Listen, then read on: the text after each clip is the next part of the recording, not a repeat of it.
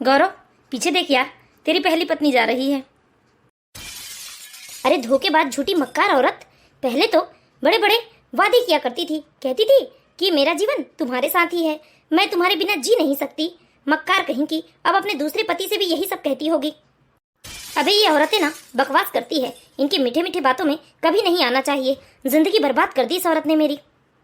भाई ये क्या बात हुई गौरव, तुमने भी तो यही वादे किए थे ना अपनी पहली पत्नी से, और अब अपनी दूसरी पत्नी से भी यही वादा करता होगा ना तू। इसमें तुम दोनों अलग क्या कर रहे हो? वैसे बुरा मत मानना यार, लेकिन भाभी जी को बेवफा कहने का अधिकार तुम्हें नहीं है, क्योंकि बेवफा वो नहीं, मुझे तो लगता है कि बेवफा तुम हो। पहले तुमने तलाक की बात कही थी, भाभी जी ने नहीं। अबे भाभी जी का ज्यादा चमचा मत बन तू। एक बात बता, तू मेरा दोस्त है या फिर उस कुसुम का? तू मुझे सपोर्ट करना छोड़ उसकी तरफदारी कर रहा है। अरे बकवास मत कर यार, मैं किसी की तरफदारी नहीं कर रहा हूँ। मैंने तुम दोनों के 5 साल का रिश्ता देखा है, और इन 5 सालों में मुझे जो भी समझ आया उसके हिसाब से तो मुझे लगता है कि तूने अपने पैर पे कुल्हाड़ी मारी है। ये तुम दोनों की जो शादी टूटी है ना, वो सिर्फ तेरी वजह से टूटी है। अबे बकवास मत कर यार, क्यों दिमाग खा रहा है तू मेरा?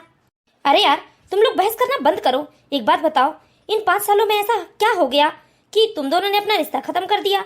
मैं तो 5 साल बाहर था, मुझे इस बारे में कुछ नहीं पता। गौरव बताओ, क्या बात हो गई? तुम दोनों ने तो प्रेम विवाह किया था ना? कॉलेज के दिनों में तुम एक दूसरे को कितना पसंद करते थे। पहले तुम दोनों का यही कहना था कि तुम दोनों एक दूसरे के बिना जी नहीं सकते, लेकिन सिर्फ 5 सालों में सब कुछ खत्म हो गया। ये है गौरव और कुसुम की शादी 5 साल पहले हुई थी। गौरव और कुसुम ने प्रेम विवाह किया था। दोनों के घर वाले इस विवाह के लिए तैयार नहीं थे, लेकिन गौरव और कुसुम की जिद देखकर उनके माता पिता को उनकी बात माननी पड़ी थी। 4 सालों तक तो सब कुछ अच्छा था, लेकिन धीरे धीरे ऐसा क्या हुआ कि उनका रिश्ता यहाँ तक पहुँच गया कि वो दोनों एक दूसरे से तलाक लेकर दोनों ने अलग अलग जगह शादी कर ली थी। गौरव, विवेक और रंजीत तीनों दोस्त थे, लेकिन विवेक जॉब के सिलसिले में पिछले 7 सालों से शहर से बाहर था, इसलिए उसे कुसुम और गौरव के बारे में कुछ मालूम नहीं था। गौरव विवेक को अपने जीवन में घटी सारी घटनाओं के बारे में बताता है। कुसुम कुसुम कुसुम, क्या हुआ? उदास क्यों बैठी हो तुम? अरे मेरी कुसुम की आंखों में आंसू। कुसुम, तुम्हें मालूम है ना, मैं तुम्हारे आंखों में आंसू नहीं देख सकता। फिर रोने की वजह क्या है? वो मम्मी जी। क्या क्या कहा माँ ने? बताओ कुसुम, क्या कहा माँ ने तुम्हें? मम्मी जी का यही कहना है कि समय रहते मैं उन्हें पोते या पोती का सुख दे दूं। अब तो मम्मी जी मेरे हर काम में कमियां निकालने लगी है, मुझे भी कमियां लगने लगी है मम्मी जी को। अरे पागल, इसमें रोने वाली क्या बात है? मैंने तुमसे कहा है ना कि माँ की बातों को तुम अनसुना करके चलो। गौरव, तुम तो दिन भर अपने ऑफिस में रहते हो, लेकिन यहाँ तो मुझे मम्मी जी के साथ रहना पड़ता है। अरे दिन में कितनी ही बार मेरे काम में कमियां निकालती हैं, मुझ में कमियां निकालती हैं, और यहाँ तक अड़ोस पड़ोस की यदि कोई आंटियां बैठने आ जाए, उनके सामने भी मेरी कमियां गिनवाती रहती हैं। कुसुम, क्या खुश रहने के लिए बच्चा जरूरी है? हम दोनों साथ साथ कितने खुश हैं, तुम बस माँ की बातों को अनसुना करके चलो। कुसुम, तुम तो जानती हो ना कि मेरे सिवा माँ का इस दुनिया में और कोई नहीं है। जो भी है बस माँ के लिए तो मैं ही हूँ, और मेरी जिम्मेदारी भी बनती है कि मैं उनके सुख दुख का ख्याल रखूं। इसलिए मैं चाहता हूँ कि बस माँ को तुम किसी बात का कोई जवाब मत देना, बस उनकी बातों को अनसुना करके चलो। फिर देखो हम साथ साथ कितने खुश रहेंगे। नहीं गौरव, नहीं, कब तक सहूं मैं, कब तक उनकी बातों को अनसुना करूं मैं? अरे मैं एक इंसान हूँ। कुसुम, क्या मेरे लिए तुम इतना नहीं कर सकती? मुझे डर लगने लगा है जी। मम्मी जी की ऐसी बातें सुन सुनकर मन में एक अनजान सा डर बैठ गया है।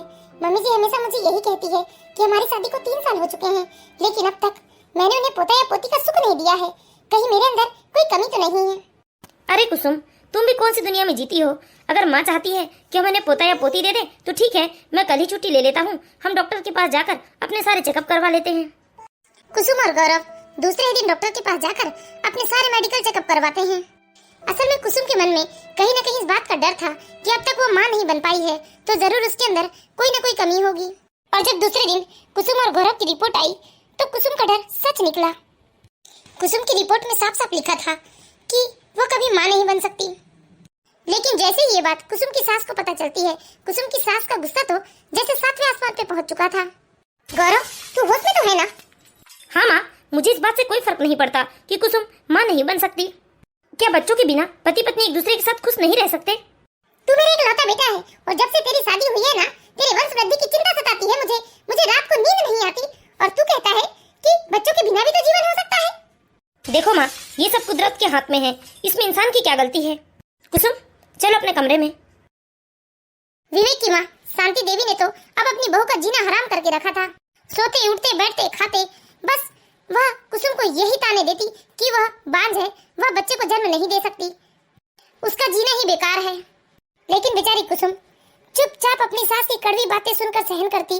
वह सोचती जो बात कुदरत के हाथ में है उस पर खून जलाना बेकार है, इसलिए वह अपनी सास को कोई जवाब न देती। बेचारी कुसुम आराम से दिन भर घर के कामों में लगी रहती थी। उसे परेशानी तो तब होती जब गौरव उससे कोई शिकायत करता, लेकिन गौरव उससे इतना प्यार करता था कि वह गौरव की बाहों में आते ही अपने सारे दुख दर्द भूल जाती थी। कुसुम, तुम कौन सी मिट्टी से बनी हो? कितनी सुंदर दिखती हो तुम।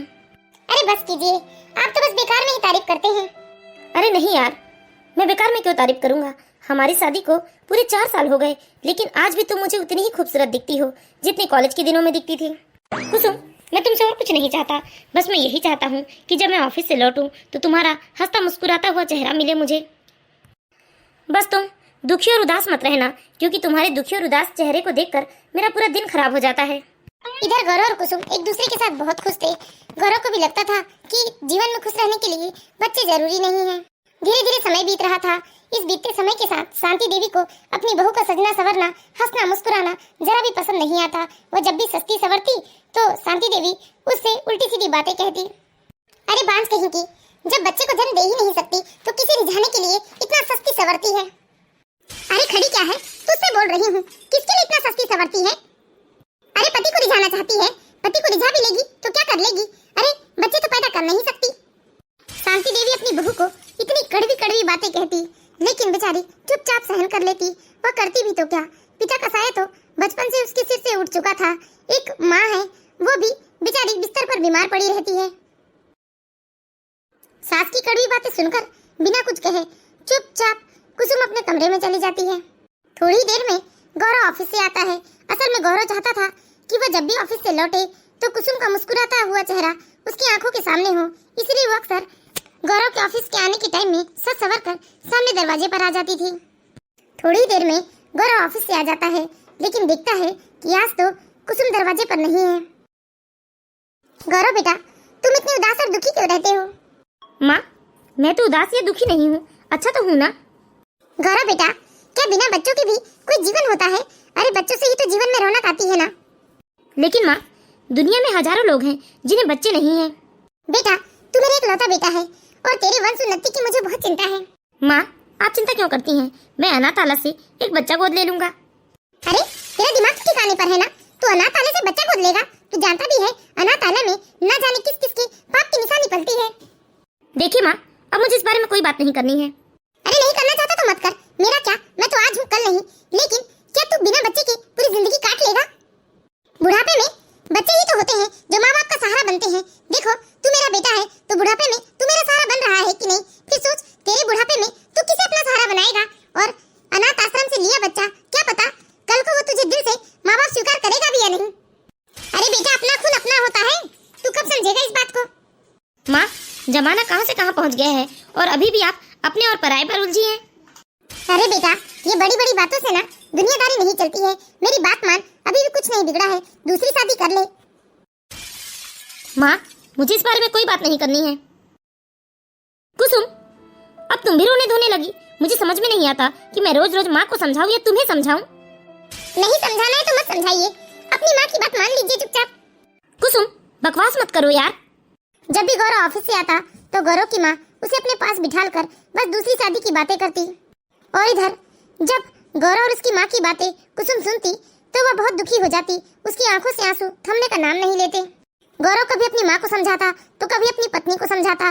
बस पत्नी और माँ के बीच में उलझ कर रह गया था गौरव का स्वभाव भी अब दिन ब दिन चिड़चिड़ा होता जा रहा था। अब बच्चे के नाम पर गौरव की ठंडी आहें कुसुम को अंदर तक चीरने लगी थी। कुसुम की वही आंखें जो पहले उसके प्यार के विश्वास से लबालब नजर आता था, अब निरादर और अवहेलना के भाव दर्शाने लगी थी। इधर गौरव भी लाख अपने भावों को छिपाने का प्रयास करता, लेकिन कुसुम उसकी हर धड़कन, उसकी हर नजर पहचानती थी। बेचारी कुसुम मन ही मन में घुटती रहती, चारों ओर कुहासा सा नजर आता। कुसुम और गौरव जीवन के सफर में साथ चलते चलते अब दोनों के हाथ एक दूसरे से छूटने लगे थे। एक दिन कुसुम के मायके से किसी का फोन आता है और पता चलता है कि कुसुम की माँ बहुत बीमार है। कुसुम गौरव को बिना बताए भागते हुए अपने मायके चली जाती है। आप चिंता मत कीजिए माँ जी, मैंने आपकी बेटी को फोन कर दिया है, बस वो आती ही होगी। तुम्हारा बहुत एहसान है बेटा मुझ पर, तुमने हमेशा एक बेटे का फर्ज निभाया है। अरे माँ जी, इसमें एहसान वाली क्या बात है, आप मेरी सबसे अच्छी और ईमानदार क्लाइंट रही हैं। माँ, माँ कैसी हैं आप? कुसुम, कुसुम तू आ गई बेटा। कुसुम अब मेरे जीवन का कोई ठिकाना नहीं है बेटा, इसीलिए मैं चाहती हूँ बेटा अब मैं अपनी सारी प्रॉपर्टी, अपना मकान तुम्हारे नाम कर दूँ और दुनिया को अलविदा कह सकूं चैन से। माँ ऐसा मत कहो माँ, आपके सिवा मेरे इस दुनिया में है ही कौन। देखो बेटा, राजू बहुत ही ईमानदार और नेक बच्चा है। पैसे से तो वो वकील है, लेकिन सबसे पहले वह एक दयालु इंसान है। मैंने अपनी वसीयत राजू के पास लिखवा दी है। माँ इस समय ये सारी बातें छोड़िए आप, बस आप जल्दी ठीक हो जाइए। कुसुम की माँ की हालत बहुत ही नाजुक थी, इसीलिए कुसुम ने सोचा कि वह कुछ महीने अपनी माँ के पास रहकर अपनी माँ की सेवा करेगी। यही सोचकर दूसरे दिन कुसुम ने गौरव को फोन लगाया। हेलो हेलो गौरव। हाँ कहो कुसुम। गौरव, माँ की तबीयत बिल्कुल भी ठीक नहीं है, तो मैं सोच रही थी कि इस महीने में यहीं रुक जाती। हाँ हाँ तुम चिंता मत करो, जब तक तुम्हारा मन करे तब तक रहो तुम। ये क्या, अपनी बात खत्म करके गौरव जी ने फोन रख दिया। और इन 4 सालों में पहली बार ऐसा हुआ है कि उन्होंने कोई ऐतराज नहीं जताया, उन्हें कोई परेशानी नहीं हुई कि मैं अपने मायके में रहने की बात कर रही हूँ। पहले तो मुझे 2 दिन भी मेरे मायके में रहने नहीं देते थे। पहले मैं जब भी माँ से मिलने की इच्छा जताती तो ये खुद मुझे लेकर आते और अपने साथ वापस लेकर जाते थे। सच में गौरव पूरी तरह से बदलते जा रहा है। धीरे धीरे 3 महीने का समय बीत जाता है। इन 3 महीनों में एक बार भी गौरव ने कुसुम को अपने मन से फोन नहीं किया था। जब भी कुसुम गौरव को फोन करती तो 1-2 बार में गौरव कुसुम का फोन नहीं उठाता। जब कुसुम ज्यादा बार फोन करती तो गौरव फोन उठाकर बिजी होने का बहाना बताकर फोन रख देता था। इधर बेचारी कुसुम को रोज गौरव का इंतजार रहता कि कभी गौरव फोन करेगा या उसकी माता का हालचाल पूछेगा या फिर गौरव उसे लेने आएगा। लेकिन लेने आने की बात तो दूर, एक बार भी गौरव ने फोन नहीं किया। धीरे धीरे 4 महीने का समय बीत गया। कुसुम के मायके से किसी ने भी कुसुम से कांटेक्ट नहीं किया। कुसुम की माता की हालत बहुत ही खराब होने लगी थी, तो कुसुम ने अपनी माँ को हॉस्पिटल में एडमिट करवाया। कुसुम ने अपनी माँ को हॉस्पिटल में एडमिट कर दिया था और वहीं हॉस्पिटल में अपनी माँ के पास बैठकर कुसुम अपनी माँ की देखभाल करती। लेकिन एक दिन कुसुम के घर में गौरव ने तलाक का पेपर भिजवाया। क्योंकि कुसुम और उसकी माँ घर पर नहीं थे, इसलिए उन्हें 1 हफ्ते बाद पता चला कि गौरव ने तलाक का पेपर भिजवाया है। कुसुम के एक पड़ोसी ने वह तलाक का पेपर हॉस्पिटल में कुसुम को दे गया। जैसे कुसुम के हाथ में तलाक का पेपर आया, कुसुम तो जैसे सन्नाटे में आ गई। जिस इंसान को मैंने दिल की गहराई से प्यार किया, कभी वो मेरे साथ ऐसा कुछ करेगा मैंने सपने में भी नहीं सोचा था। गौरव के सुख में मैं सुखी और उसके दुख में दुखी हुई, वही आदमी इतना बदल गया। बेचारी कुसुम, कुसुम के ऊपर तो जैसे दुखों का पहाड़ टूट गया था, क्योंकि कुसुम की माँ की हालत भी बहुत सीरियस हो चुकी थी। कुसुम, दामाद जी मिलने नहीं आए बेटा। तुम्हें मायके आए पूरे 5 महीने हो गए, लेकिन एक बार भी दामाद जी नहीं आए। नहीं माँ, नहीं आए, वो अपने काम में बिजी है, फोन किया था उन्होंने। बेचारी कुसुम, बाहर से सब कुछ कितना शांत, पर भीतर ही भीतर बहुत कुछ टूटकर बिखर गया था। कुसुम ने फैसला कर लिया था कि ऐसे व्यक्ति के साथ वो जबरदस्ती नहीं रहेगी जो उसके साथ नहीं रहना चाहता। इसीलिए उसने तलाक के पेपर में साइन करके गौरव को भिजवा दिए। कुछ ही दिनों में गौरव और कुसुम का तलाक भी हो गया। गौरव ने कुसुम का सारा सामान उसके मायके भिजवा दिया। कुसुम ने गौरव से कोई सवाल करना जरूरी नहीं समझा, क्योंकि कुसुम के पास एक कारण था कि वो माँ नहीं बनना चाहती और गौरव को बच्चे चाहिए, इसीलिए उसने उसे तलाक दे दिया। कुसुम ने ये सारी बातें अपनी माँ को नहीं बताई, क्योंकि कुसुम जानती थी कि ये सदमा कुसुम की माँ बर्दाश्त नहीं कर पाएगी। लेकिन राजू को ये सारी बातें पता थी। कुसुम की माँ करीब 2 हफ्ते तक हॉस्पिटल में एडमिट रहती है। उसके बाद उन्होंने हमेशा के लिए अपनी आंखें मूंद ली। अब तो कुसुम दुनिया में बिल्कुल अकेली हो गई थी। राजू का कुसुम के घर में आना जाना लगा था। असल में राजू भी अब तक कुंवारा था। कुसुम कई दिनों से पूछना चाहती थी कि अब तक राजू ने शादी क्यों नहीं किया, और एक दिन मौका पाकर कुसुम ने राजू से सवाल कर ही लिया। कुसुम, सारी कार्रवाई हो चुकी है, अब तुम अपनी माँ की सारी संपत्ति की इकलौती मालकिन हो। लेकिन राजू जी, मैं इस संपत्ति का आखिर करूंगी भी तो क्या? मेरी किसी काम की नहीं है संपत्ति। हाँ कुसुम, मुझे भी इस बात का बहुत दुख है। असल में जब से कुसुम को यह बात पता चली कि गौरव ने दूसरी शादी कर लिया है, कुसुम और ज्यादा उदास रहने लगी थी। कुसुम को अकेलापन खाया जा रहा था। उसे बस एक सच्चे दोस्त यह एक अच्छे हमसफर की जरूरत थी। वैसे राजू जी, मैं आपसे एक व्यक्तिगत प्रश्न पूछूं? हाँ पूछो। आपने अभी तक शादी क्यों नहीं की? बस कोई मजबूरी थी, समझ लो। राजू जी, बुरा न माने तो क्या मैं जान सकती हूँ कि ऐसी क्या मजबूरी थी जिसके चलते आपने शादी नहीं की? देखो कुसुम, कुछ लोग ना कमियों के साथ ही पैदा होते हैं। अगर मैं शादी के योग्य होता तो सही समय पर शादी भी कर लेता। तो मेरी बात समझ गई होगी। राजू जी, ऐसा सिर्फ पुरुषों के साथ नहीं होता, बल्कि स्त्रियों के साथ भी ऐसा होता है। मैं भी कभी माँ नहीं बन सकती, इसी कारण मेरा तलाक हो गया। मैंने हर संभव तरीके से अपनी शादी बचाने का प्रयत्न किया। राजू जी, क्या आप मेरे साथ शादी कर सकते हैं? कुसुम, तुम होश में तो हो ना? ये क्या बोल रही हो? हाँ राजू जी, मैं बहुत सोच समझ कर ही कह रही हूँ, क्योंकि अब तो मेरी माँ भी इस दुनिया में नहीं और अब मैं इस दुनिया में अकेली हो चुकी हूँ। मुझे सिर्फ अच्छे दोस्त की जरूरत है, लेकिन ये समाज एक स्त्री पुरुष की दोस्ती को कभी स्वीकार नहीं करता। इसलिए मैं आपसे कहती हूँ कि आप मुझसे शादी कर लीजिए। आप मुझसे शादी कर लेंगे तो हम दोनों को एक जीवन साथी और इससे भी बढ़कर एक दोस्त मिल जाएगा। हम अच्छे दोस्तों की तरह जीवन बिता लेंगे। बस आपका साथ मांग रही हूँ, मुझे और कुछ नहीं चाहिए। कुसुम की बातें सुनकर तो राजू जी आश्चर्यचकित हो जाते हैं। राजीव हैरान होकर कुसुम के चेहरे की तरफ एकाएक देखते हैं। उसके सच्चे चेहरे पर सच्चाई साफ साफ लिखी थी। वह कोई भी छल या फरेब नहीं कर रही थी राजीव के साथ। फिर राजीव ने मुस्कुराकर अपना उत्तर हाँ में दिया, जिसे सुनने के बाद कुसुम के भी चेहरे में एक हंसी दौड़ गई थी। कुछ ही दिनों में राजीव और कुसुम की शादी हो जाती है। कुसुम राजीव के घर आ गई। घर वैसा ही था जैसा औरत के बिना होता है। नौकर तो थे, लेकिन कुसुम का हाथ लगते ही घर चमक उठा था। कुसुम और राजीव एक दूसरे के साथ बहुत ही हंसी खुशी से जीवन बिता रहे थे। एक दिन बहुत ही भावुक होते हुए राजीव ने कुसुम से कहा, मैं कभी कभी सोचता हूँ कि वो कैसा पति था जो तुम जैसे गुणवान, समझदार और सुलझी हुई लड़की को तलाक दे दिया। जाने दीजिए ना, मैं अपनी पिछली जिंदगी के बारे में अब कोई बातें नहीं करना चाहती। मैं अपने उस अतीत को पूरी तरह से भुला चुकी हूँ। सॉरी, मेरा इरादा तुम्हें परेशान करना नहीं था। कुसुम और राजीव दोनों साथ साथ बहुत खुश रहने लगे। दोनों अपने मन की ढेरों बातें करते। दोनों को एक दूसरे में अच्छा दोस्त दिखाई देता था। कुसुम दिन भर घर को बनाती संवारती, राजीव की फाइल संभालती। रात को उनके कमरे में उनकी दवा और पानी रखकर मुस्कुराते हुए गुड नाइट बोलकर अपने बेडरूम में आ जाती। बहुत रात तक अपने बेड में लेटकर कुसुम किताबें पढ़ती। कुसुम राजीव से ये तो जरूर कहती थी कि उसे अपनी पिछली जिंदगी के बारे में कोई बात नहीं करना है, लेकिन वह आज भी गौरव को याद करती। गौरव के साथ बिताए हर एक पल को याद करती। उसे तो आज भी यकीन नहीं होता कि गौरव ने इतनी आसानी से उसे तलाक दे दिया। लेकिन कुसुम कभी भी राजू के सामने इस बात को जाहिर नहीं होने देती थी। बस पुरानी बातों को सोचते सोचते रात गुजर जाती थी। सुबह उठकर अच्छे से तैयार होकर कुसुम राजू के साथ बैठकर नाश्ता करती।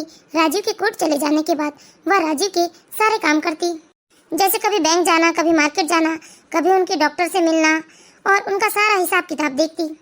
राजू के हर एक काम को कुसुम हंसी खुशी से करती। एक दिन कुसुम बैंक जा रही थी तो कुसुम के पहले पति गौरव ने उसे देखा। जैसे ही कुसुम गौरव के पास से निकली, गौरव के दिल में जैसे आंधियां उठने लगी। गौरव को मालूम चल चुका था कि शिखा ने दूसरी शादी कर ली है और वह अपनी शादीशुदा जिंदगी से बहुत खुश रहती है। लेकिन न जाने क्यों उसे कुसुम की शादी से बहुत दुख पहुंचा था। शहर के किसी चौराहे पर, किसी मार्केट में कुसुम कभी नजर आ ही जाती थी उसे। कभी अपने पति के साथ तो कभी अपनी किसी नई सहेली के साथ गौरव अक्सर कुसुम से टकराता था। कभी कुसुम स्कूटी से आती तो कभी कार से आती थी। कुसुम के शरीर पर शानदार कपड़े होते और चेहरे पर शांति। गौरव का दिल जलकर जैसे राख हो जाता था, क्योंकि जो सुख शांति कुसुम के जीवन में थी वह सुख शांति गौरव के जीवन में नहीं थी। आज भी जब कुसुम गौरव के सामने से निकली तो गौरव का दिल चाहा कि वह उसका पीछा करे, बिल्कुल उसी तरह जैसे कॉलेज के दिनों में करता था। गौरव के दोस्त वहाँ से चले गए, लेकिन गौरव वहीं आसपास में टहलता रहा। गौरव एक बार फिर से शायद कुसुम को देखना चाहता था। ऐसे ही दिन बीत रहे थे। गौरव कहीं न कहीं अपने मन में यह निश्चय कर रहा था कि वह एक बार कुसुम से बात जरूर करेगा। फिर एक दिन कुसुम अचानक गौरव को किसी पार्क में नजर आती है। फिर गौरव अपने आप को रोक नहीं पाता और वह कुसुम के सामने जाकर खड़ा हो जाता है। सच कह रही है तू? क्या हुआ गौरव, तू रुक क्यों गया? चल ना। रीता, बबीता, चलो यहाँ से। कुसुम, कुसुम प्लीज प्लीज एक बार मेरी बात सुन लो। बस 5 मिनट मुझसे बात कर लो। Kusum please, Kusum please please 5 minute मुझसे बात कर लो। आपको इस तरह से बात करने का कोई हक नहीं है। बस थोड़ी देर कुसुम, बस थोड़ी देर प्लीज। बस थोड़ी देर बात करने के बाद मैं खुद ही यहाँ से चला जाऊंगा। अच्छा, ऐसी कौन सी बात है जो आपको 18 महीने के बाद याद आई है? कुसुम, कर ले बात, हम आगे तेरा वेट कर रहे हैं। चल मैं भी तुझे आगे मिलता हूँ। कुसुम, तुम बहुत बदल गई हो। क्या खुश हो अपने जीवन से? कैसा है तुम्हारा पति? वो बहुत ही नेक और अच्छे इंसान हैं। उन्हें बच्चे की भी कोई इच्छा नहीं है। बच्चे के लिए वे अपनी पत्नी को धोखा देने वाले इंसान में से नहीं है। हाँ, तुम्हें तो खुश होना चाहिए ना, खुश क्यों नहीं हो तुम? शिखा, शायद तुम मुझे गलत समझ रही हो। मैं तुमसे तलाक नहीं लेना चाहता था, लेकिन माँ ने इतना इमोशनली ड्रामा किया कि मैं बहुत मजबूर हो गया। लेकिन तुमने एक बार भी मुझसे आकर पूछा नहीं। क्या पूछती? तुम्हारे पास तो वजह थी ना कि मैं माँ नहीं बन सकती थी। तुमने क्या किया? अपने माँ के ब्लैकमेल करने से या इमोशनली ड्रामे में आकर तुमने अपनी पत्नी तक को तलाक दे दिया, तलाक के पेपर भिजवा दिए। तुम भी तो आकर मुझसे एक बार बात कर सकते थे ना। खैर, जो भी हुआ अच्छा ही हुआ। मैं अपने दूसरे पति के साथ बहुत खुश हूँ और मुझे तुम्हारी कभी कमी भी महसूस नहीं होती। कुसुम, सच में मैं अपनी लाइफ में बिल्कुल खुश नहीं हूँ। वो तो तुम्हारा हुलिया ही बता रहा है। मैं आज तुमसे कुछ झूठ नहीं बोलना चाहता। कुसुम, ये बात सच है कि बच्चे दुनिया का सबसे बड़ा उपहार है, लेकिन सिर्फ तुम्हारी खुशी के लिए मैं इस सच से आंखें फेर लिया करता था।